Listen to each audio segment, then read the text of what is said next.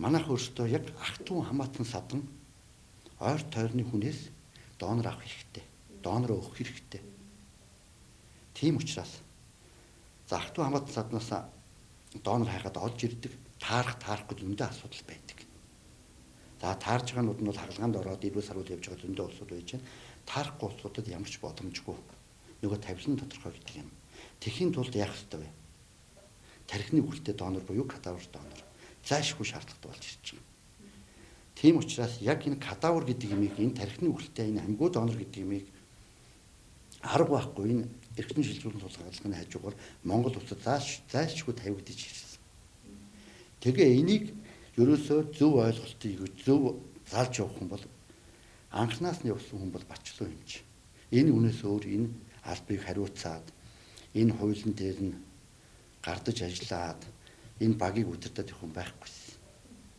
Тэгээ өөрөө яг энэ халуун тогоонд байсан учраас энэ 18 оноос энэ донорын тухай хууль энэ донорын алба гэдэг юм бол бүр хүчтэй яригдаж 3 дугаар эмнэлэг, гэмтлийн эмнэлэг, манай эмнэлэг эрүүл мэндийн хөгжлийн төвдөө түшгэлж баг байгуулагдаад тэгээд алт маань байгуулагдаад энэ донорын одоо яригдаад байгаа одоо хэрэгжиж байгаа хууль маань бол үе шатгаар явж ингэж батлагдж ирсэн ийм хууль байж байгаа.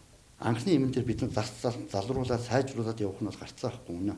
Тэрнээс анхны эмэн дээр алдаан дээр тулгуурлаад хэн нэгнийг буруутгаад яллаад явах юм бол энэ эмчилгээ үйлчлэгээ Монгол улсад тэр тусмаа энэ амьгуу донор гэдэг асуудал бол цаашдаа хөгжихэд маш хэцүү болоод ирж байгаа. Тэгээд яг энэ Бачлуу эмчийн энэ асуудлаас хойш бол ингээд донорын асуудал бүр нам зогсож байгаа. Ер нь зүгээр би энэ ард түмэндээ хандаж хэлэхэд танаа гэрт таны хайртай дотны хүмүүсийн хажууд нэг хүн донор олдохгүй.